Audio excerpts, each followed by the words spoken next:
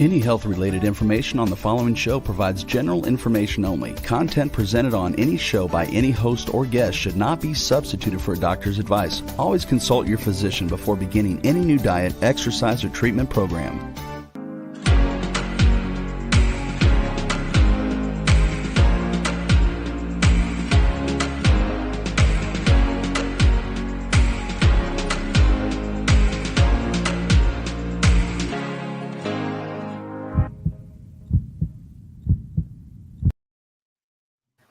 Oh, hey, y'all, it's Gail Trocco and Christina Nelson with Healthcare 911. And what day of the week is it, Chris? It's, what do they say? It's Friday somewhere or something?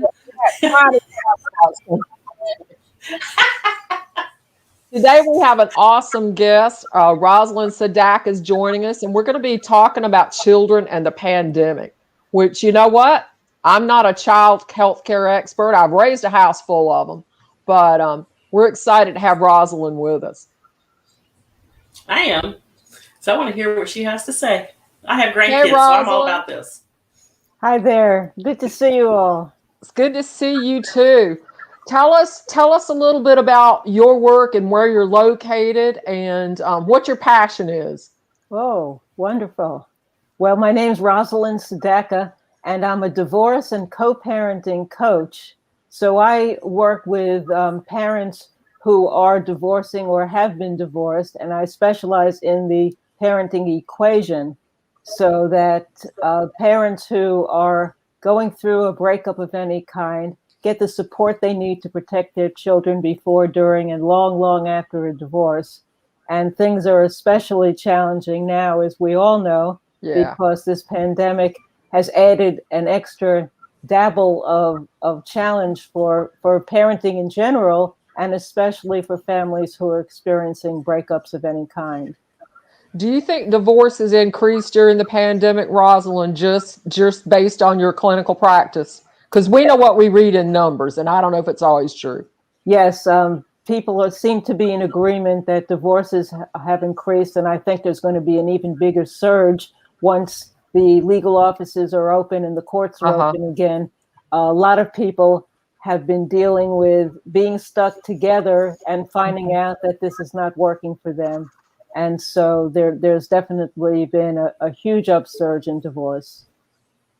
Well, how are children, from your experience, picking up on this information if the parents maybe haven't told them they're divorcing, or maybe even what some of the issues are, in the marriage, in the home? Yeah, good question. Well, children have always relied on other children, friends and schoolmates, to get information. And this is compounded now because of social media.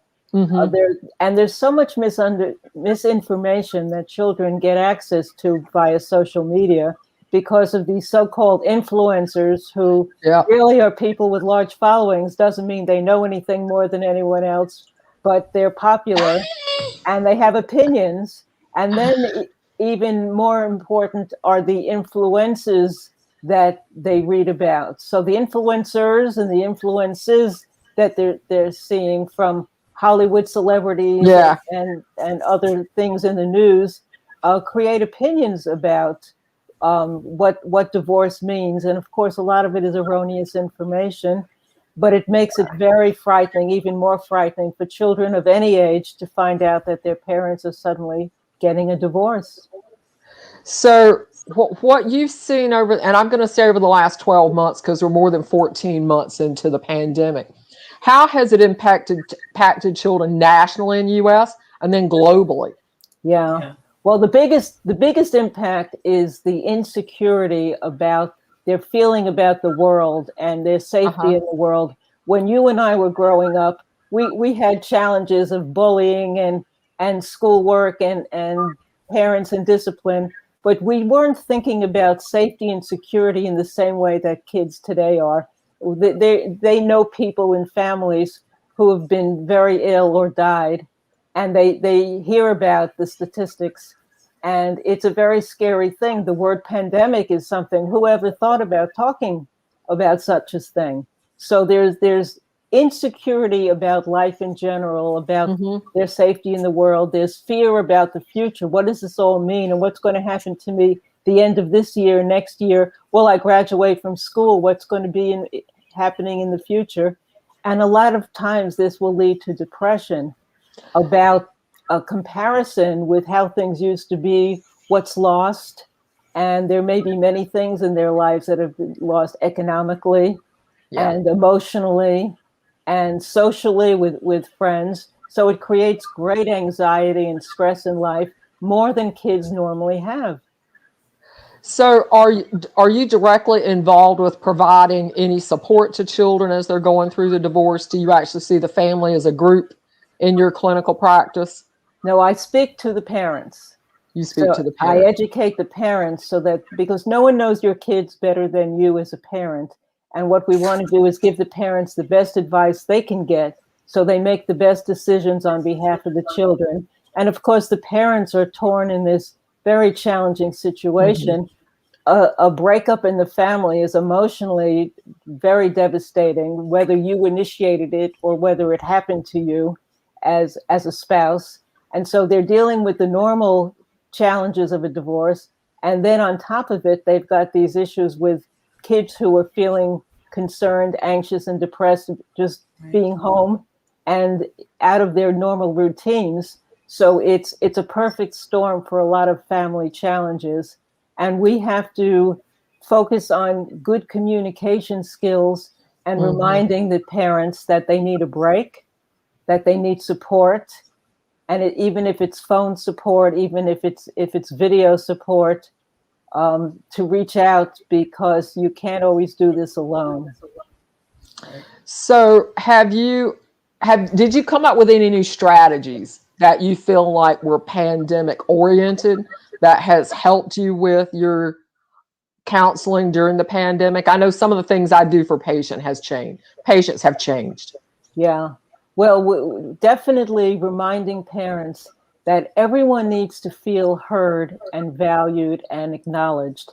And so listening to your children more than ever before is very, very important. What are your children saying? Don't dismiss it.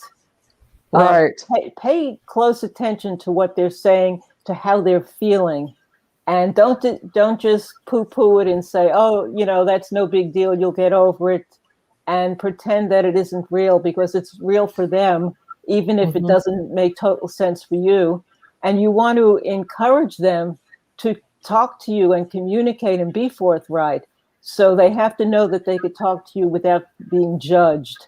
When something as dramatic as a divorce happens, children will often take sides. They'll have feelings about mom or dad or whoever is raising them, and they'll voice their opinions about things. And there's has to be a way of hearing and listening and allowing them to vent, and at the same time not letting them run the show, and reminding them that this is a very complicated issue between two adults, and it's too difficult for children to understand. Even older teens can't fully comprehend the complexities of adult relationships. If they could, we wouldn't be in the mess we're in, because we can't figure it out ourselves.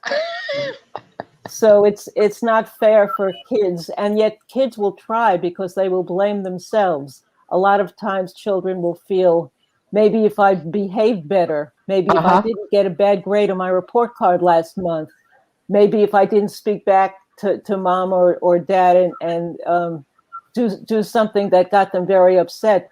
Sometimes parents are fighting about the kids, but the kids need to understand it's never their fault. The children are always innocent, and they need the comfort of hearing that very, very often, because they have a tendency to blame themselves, and they also have a tendency to try to fix things, and we know they can't. Yeah. Well, I went through a divorce many years ago, and it was very hard. It actually dragged out in court for 5 years, not because I was fighting and I was ready to sign it and give it to him and set him free. And that's really hard on kids when somebody's fighting for money or a car or the house. And, they're worried about, well, where are we going to live? Where am I going to sleep? There wasn't any of Right. that at my house. It was just the financial stress of, paying an attorney so much money every Mhm. year to fight the divorce. And I don't really think that's fair to the kids for people to do that. Well, that's one of the biggest mistakes parents make. All professionals are in agreement about the fact that conflict is the worst thing that children can be exposed to. Even children in a marriage that isn't breaking up, when children are exposed to fighting and anger around them, it hurts them. It emotionally scars and wounds them. It confuses them, and they don't know how to make it right. And of course, they can't. So it does a lot of psychological damage. We also want to make sure that we are never dishonest with the children. So we don't tell them adult information, because even teens can't understand adult information. If they can't fix it, then they don't need to be privy to it. Yet, on the other hand, using child-related, age-appropriate language, we want to talk to them and not tell them lies, because they'll hold us accountable when they're grown adults and say, you lied to me, you said this or that, that wasn't true. And equally important is we never want to put down the other parent to our children in any way. We don't want to be fighting in other rooms or on the phone, talking to friends or neighbors, rolling our eyes, talking about that jerk. The kind of things that we feel justified doing sometimes because we're so angry. But when kids see it and when kids hear it, it really wounds them in ways that can't be fixed very easily. So we want to be very careful about never putting down their other parent, because kids feel innately connected to both parents. They love them. And they don't want to feel, maybe you'll divorce me if I don't behave well. Right. It's a frightening thing. How do you help parents? I think fear, I love that word that you just used. Throughout the divorce process, fear is a very much underlying emotion. From the time you find out you're going to go through a divorce until, it gets to the courtroom and even thereafter for the kids being bounced back and forth. How do you think fear has impacted kids in the pandemic? Well, the fear of the unknown is one of the biggest fears for all people, for all human beings, and for children who don't have the life experience of going through things, anything nearly like this. It can grasp them in ways that we can't even comprehend. We all know kids are afraid of monsters in the room and under the bed and those kinds of fears. Well, think of magnifying it in ways when they're talking among themselves about the pandemic and what they can be telling one another. So the fear of the unknown is very significant. And what we want to do as parents is talk to them, give them permission to share what they're feeling, and then talk about it and give them information that's more scientifically based, that's truthful, that's honest, and let them know that they can go to you, to loved ones in the family, for comfort and support and solace, because that's what they need. Security is the most important factor for a child in life. When you take away security, everything else falls apart for them. And so they want to feel that life is still okay, that things are going to move ahead, that there's going to be a future, and that their parents are taking care of that, looking into it. So whether it's the pandemic or whether it's a divorce, we want to really trust that the parents are taking care of it and making sure that the issues are being addressed, and encourage our kids to talk to us. So we want to be very alert for changes in behavior, especially now. Look at your child's behavior. Again, no one knows your child the way you do. Are they behaving in different ways? Are they being more aggressive, acting out, testing the waters, bullying other kids? Or are they turning inward and becoming much more reclusive and doing less, forgetting their friends, and sort of moving it very introverted? Are they regressing age-wise, bedwetting, or behaviors that they hadn't done for many years? All of those are signs that the kids are having emotional distress. And the sooner you catch that and talk to a professional, a counselor, a coach, a school guidance counselor, whoever it may be, to get some advice and find a support group, then the better the children will be. And remind them that they are not alone. We are all going through this. Their friends and family members are frightened too. And this is an unknown that is different and new for everyone. So let's all go through this together as a family. And that reminds me that we want to always tell our children that despite divorce, we are still a family, and your parents will always be your parents. Even if the homes change, the environments change, certain other conditions change, we will always be a family, and you'll always be loved by your parents. And that's very, very important and supportive for children to hear and understand. I think one controversial topic in a lot of families around us right now is whether or not 12 and up should get the COVID vaccine. It's available, nationwide now to everybody ages 12 and up. And there are ongoing pediatric clinical trials, in most major cities for the COVID vaccine. How do parents talk to their kids about the COVID vaccine? I'm a nurse, I got the shot as soon as I was able to get it for my safety and patient safety. But how do you talk to these 12-year-olds and teens about getting a COVID shot? Right. Yeah, well, that's a great question. Fortunately, there is information that one could access on the web about ways to talk to kids about it, where children age information is available so that you could read that together and have a discussion. It's good to bring your kids in on a discussion, reading about the science, asking questions to one another, and then making a decision together as a family. Ultimately, mom and dad always have to make the final decision, but it's good to include your kids in conversations, get their questions, especially find out what their fears and apprehensions are, and see if you can access information that makes everyone feel more calm. From my understanding, this vaccine, the major components of it are not dramatically new and different. So that's why it was able to get produced so much more quickly, to go through the steps. And so there's comfort in knowing that this is something that's based on a long history of success.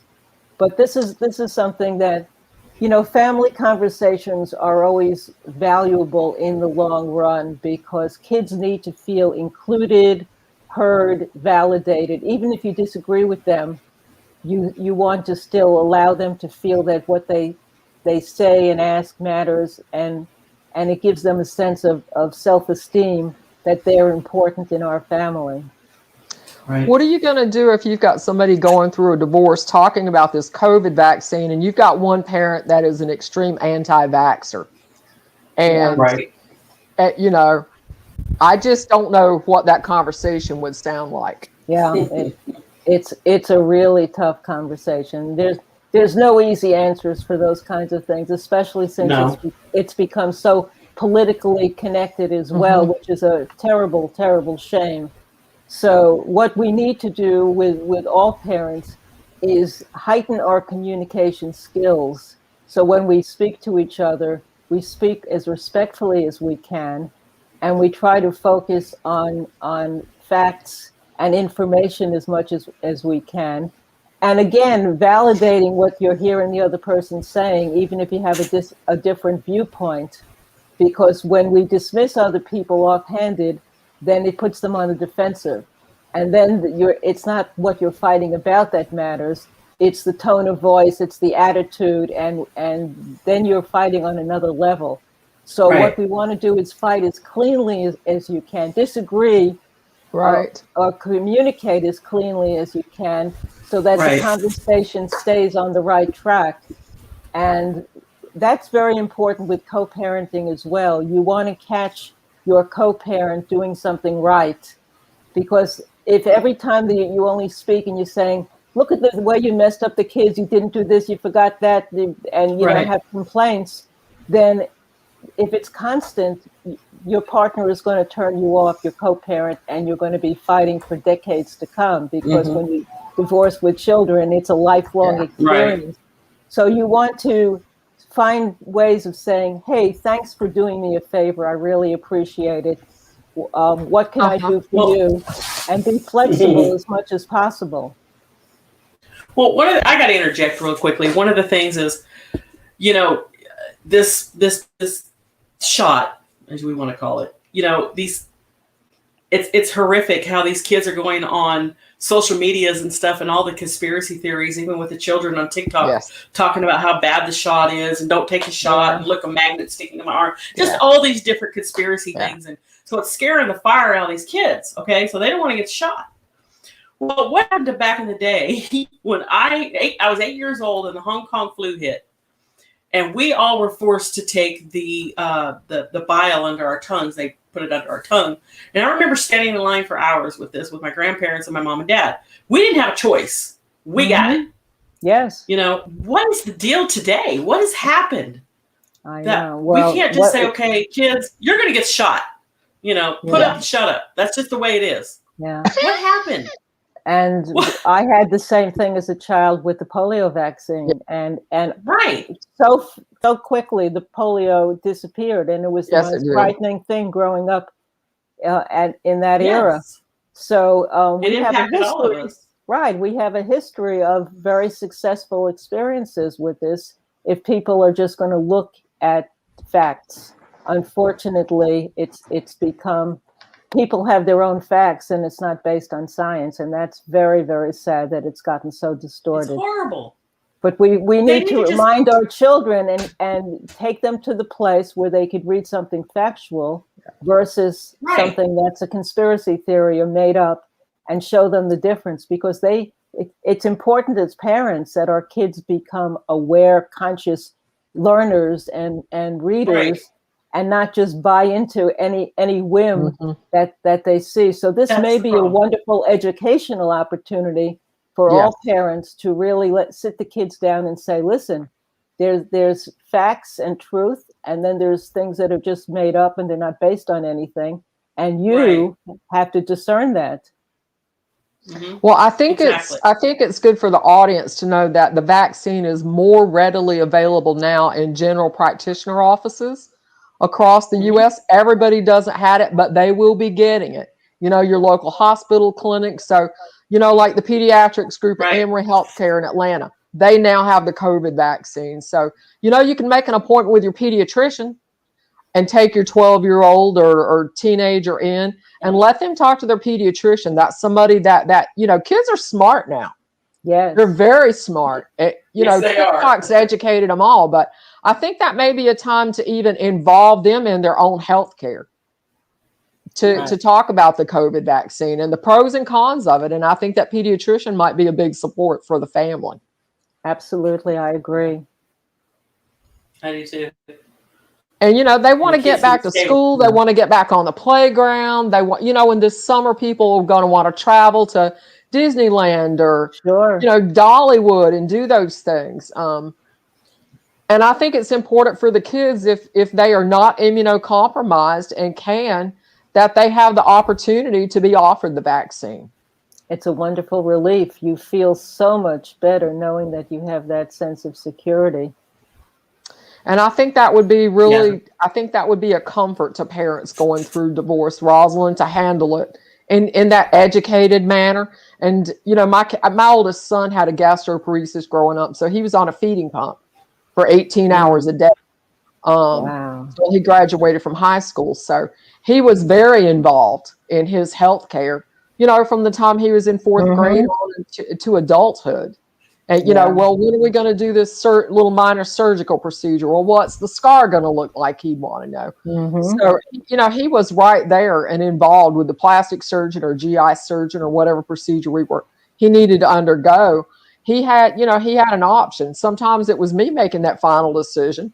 If it was time to change out a jejunostomy tube, for example, if he had a lot of infections. But I think involving them more and giving them more information just helps them be a better person to manage their own health. I agree with you about that. And this situation is a perfect opportunity to really bring your kids into the understanding of the complexity of making decisions and the resources that are available to help everyone in the family do that. So this is great. And I agree that kids are very, very smart. We can't underestimate them. That's why we don't want to play games with them, because they'll hold us accountable when they're grown. Right. What do you say for parents that have the tendency to lecture instead of listen? You know, it's either their way or the highway, my kids would say. Yes. And that's a great question. Again, it's very important that we understand that people don't learn through being scolded or lectured, that we really need to let our kids have a voice, express what they're feeling, and then we can agree or disagree, but we're not invalidating them. We're not just sending them aside and saying that what they think or believe doesn't matter, because that's going to alienate the relationship with your child. And you want to develop a really respectful relationship where your children trust you, like and respect you. So be alert to their moods and their behavior, and acknowledge what they're feeling. Even if you don't like what they're saying, be willing to say, I don't agree with that, and here's why, but you have the right to your feelings, so that when you treat them more as an adult, they will step up and behave more like an adult. And another thing that's good to keep in mind as a parent, if you find that you've made a mistake in any facet of parenting, be willing to look your child in the eye and apologize and say, Mommy didn't understand. Mommy made a mistake about that. I wish I hadn't decided that. Can you forgive me?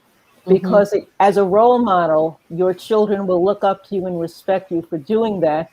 And it gives them permission to make mistakes and apologize too, so that they're not arrogant when they grow up, and they could say, hey, I made a mistake, I've learned, and now I'm going to do things differently.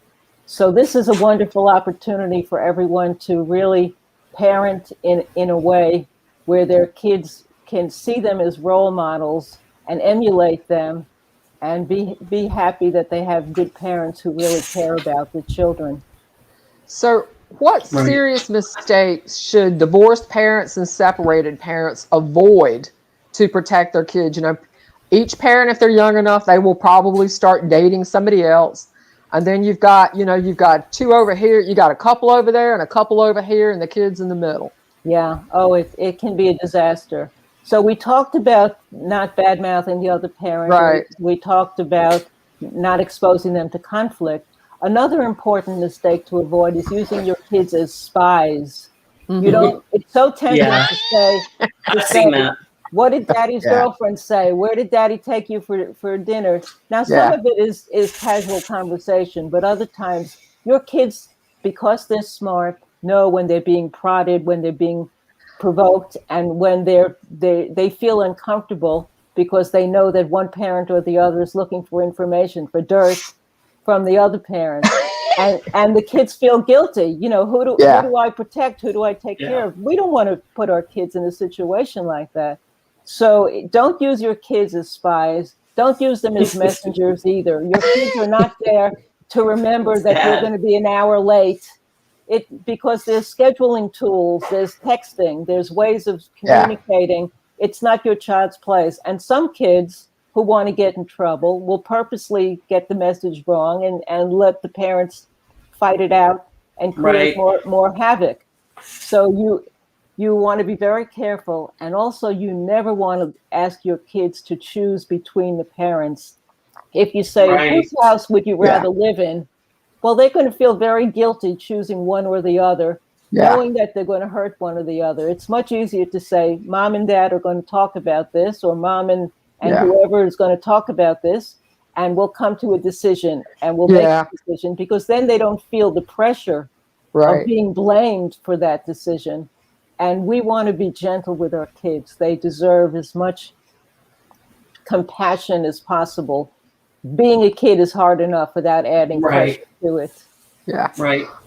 I've got a question about family members that may have died from COVID, or, you know, I told you I've got a friend being taken off of life support this afternoon. Should children be allowed to attend funerals, go to visitations, go to the meals after the funeral if it was a celebration of life service? I think that's a question. Good question. You know, a lot of people ask me because I work with end-of-life patients. Yeah. So my feeling is that, again, each family, each parent should be making that decision, because you know your kids. It could be that one child in the family will be fine with that experience because it's a positive celebration of life, while another child may be traumatized, or the ages are different.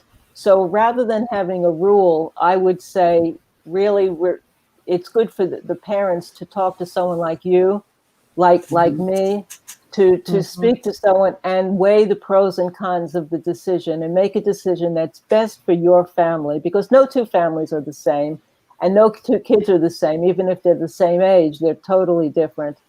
And you want to do what's best for the emotional and psychological state of that particular child.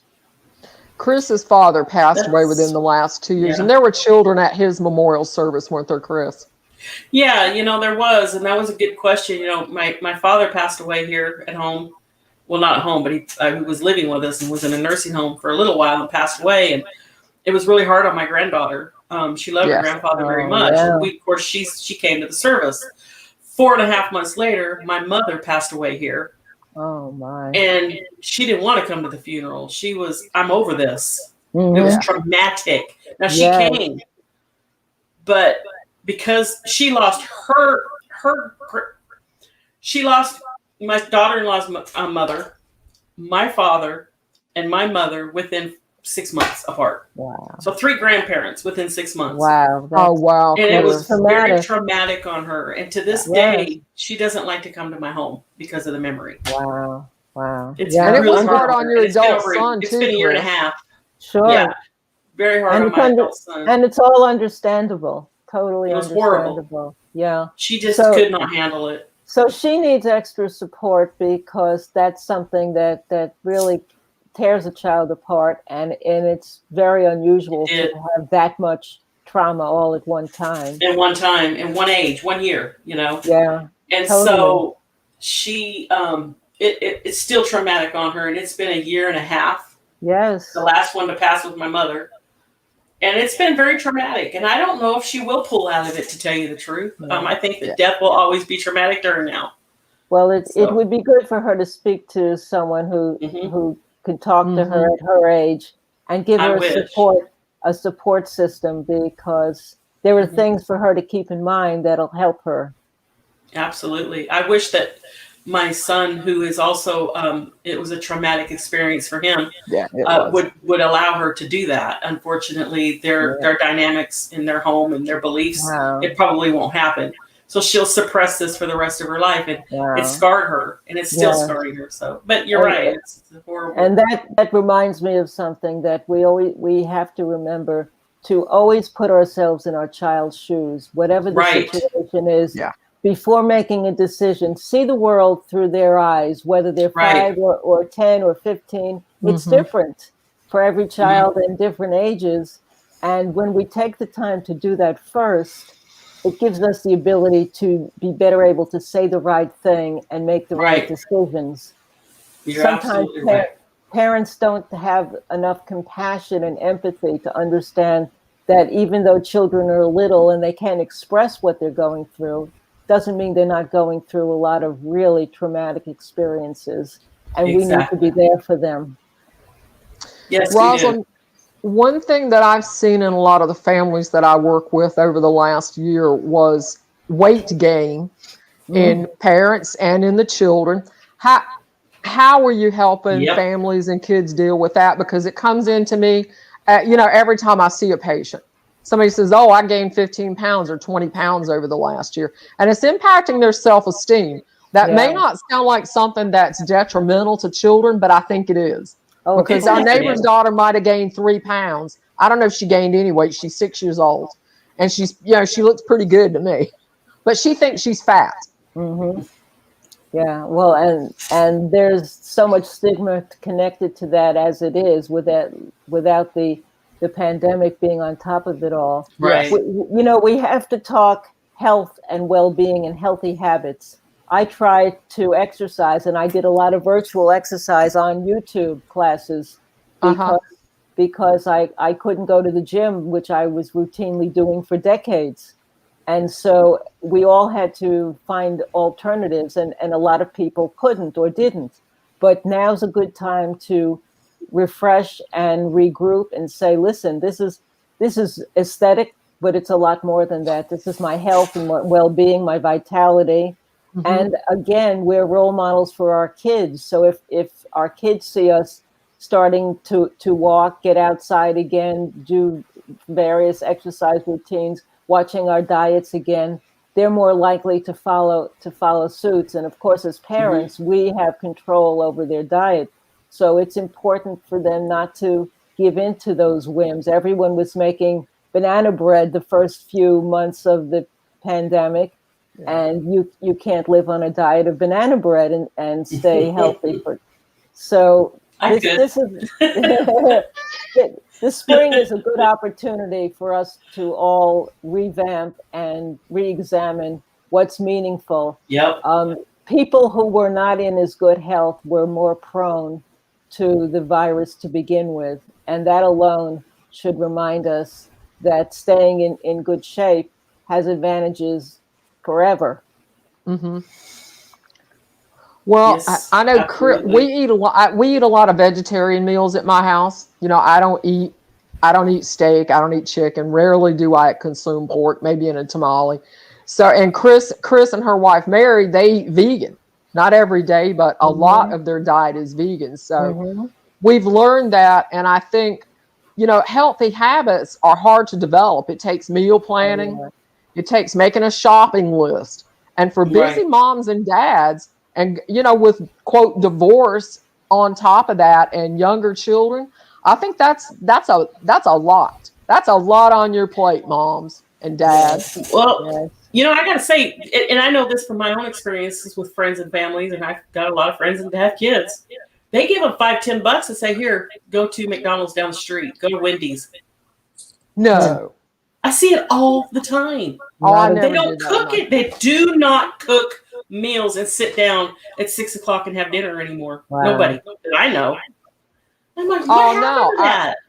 Our guest last week, Dr. Tammy Singleton, said, and she's a hematologist at a major medical center in Slidell, Louisiana. She makes it a point, 6 o'clock at night, her kids are not sitting anywhere else. They're sitting at the dinner table. That's what we did. If they had to buy food and bring it home, they're sitting at the dinner table as a family eating a meal every night, at least 4 nights a week. That's rare. Very rare. Well, routine is so important in parenting. And the routines you set up for your kids, they're more likely to follow through when they grow and have their own families. So having routines like that, sitting down at the dinner table and having a real dinner, a real meal, a meal that you cooked, is just a wonderful thing for your kids to experience and to remember and pass along. But if they had no experience with home-cooked meals and all they're getting is fast food most of the time, how likely is it that they're going to do any different when they're parents? And that's a shame. It is. It is a dying thing. I don't see that in my group that I run with. They're all younger people, and they work, both parents, and they eat a lot of fast food, and they do not have 6-7 o'clock dinners. My generation, and when I, was raising mine, 6-7 o'clock was dinner time. When those street lamps went on, you better be in the house and get ready to eat dinner. Because I will find you and beat your butt all the way in the house. But those days are gone, okay? Because that's child abuse now. But I'm serious. They knew. The minute those street lamps start coming on, you better be home because it's dinner time. That's right. That's gone. We still eat dinner as a family, even if with my schedule, maybe we have to go out to eat, but it's not fast food. We're going to walk in somewhere and sit down. Right. And we did that on Friday. It's still that family around the dinner table. Right. And I just want to encourage parents to do that because Rosalind, don't you Excuse think me. building memories and traditions as the kids are growing up, you just mentioned that's critical to them building their parenting skills as a child. Such an important point. Yes, building those memories and focusing on them so you have positive things to remember, because everyone has ups and downs in their childhood. But when you have a few of those positive experiences every week, they stay with you, and you're more likely to follow up and do the same thing with your families because you have those good memories, and nostalgia is very meaningful for families. So I agree. Yeah. One of the things we did a lot growing up when I was a child and even now is fishing. And fishing at, a local lake, pond, or, we live in a rural area, that's free. A fishing pole, you can buy one for probably $12 at Bass Pro Shops. Take the kids fishing, get them some fishing worms at the local tax store, let them throw it out there. I think fishing is underestimated for the relaxation and the fun that people have when they spend that 2 hours out by the water. Now my son is a professional fisherman, so that's how much we fished. Whoa. We did that though because we didn't have a lot of money, and like you said, that was almost a free sport. Yes. I mean, a bucket of worms cost $1.25. Yeah. We fish all day, so that's what we did. But we fished. You're right. We did a lot of fishing. Yeah, we did. I think another thing that's, I don't know if Rosalind, you're in a beautiful area there in West Palm Beach. I like gardening, even in, we have a house. I have a house near the airport too, and we have a garden outside. It's very small. It's almost like a courtyard. I think that's something else that's really healthy for families to do with their children. Very much so. I agree. And I've had gardens for years and years for that very reason. And it's also good for them to experience what growth is and understand that food does not come off of a shelf, but there's a process of what happened before it got there. And it's good for them to understand the life energy and all that goes into everything. So there's more appreciation for it. When you eat a piece of fruit or a vegetable that you grew, you definitely have much greater appreciation for the taste and all the energy that went into it. I tell you, and we instilled that in my family, and also that was a survival thing. And we were very much about, you don't know what the future holds, so you need to know how to survive. There may not be a grocery store 30 years down the road. We don't know.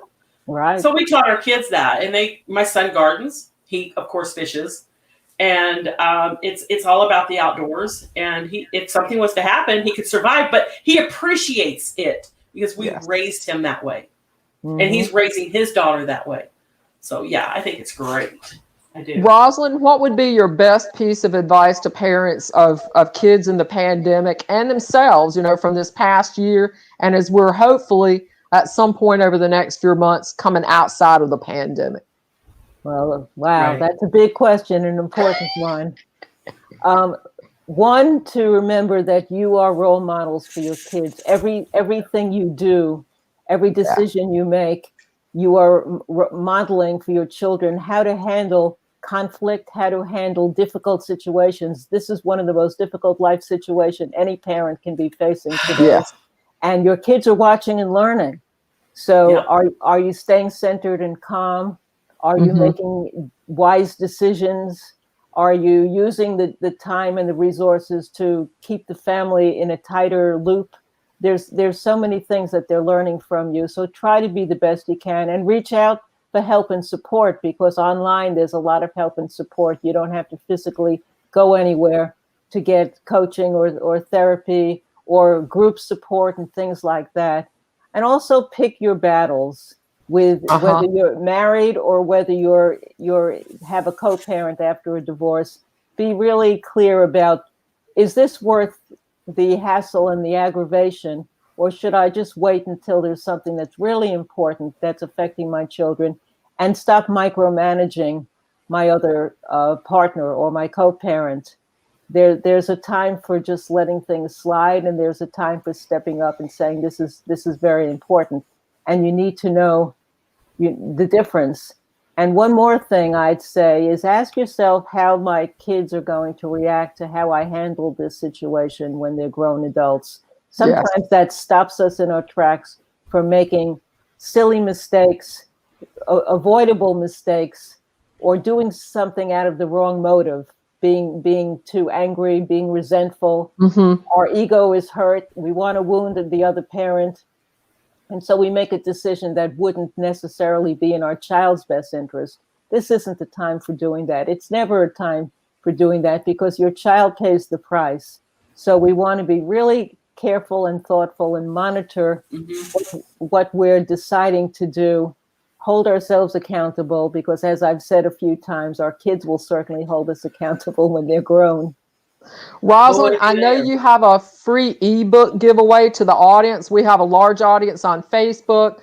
We have a lot of folks that download the podcast once it's out on all the podcast platforms, iHeartRadio. Tell them what you got to give away.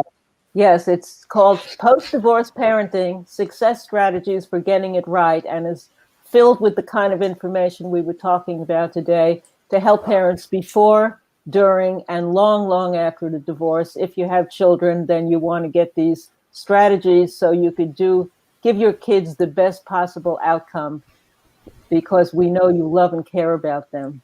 Is this available on your website? Yep, my website, childcentereddivorce.com. Right on the home page, you'll find it. That's childcentereddivorce.com.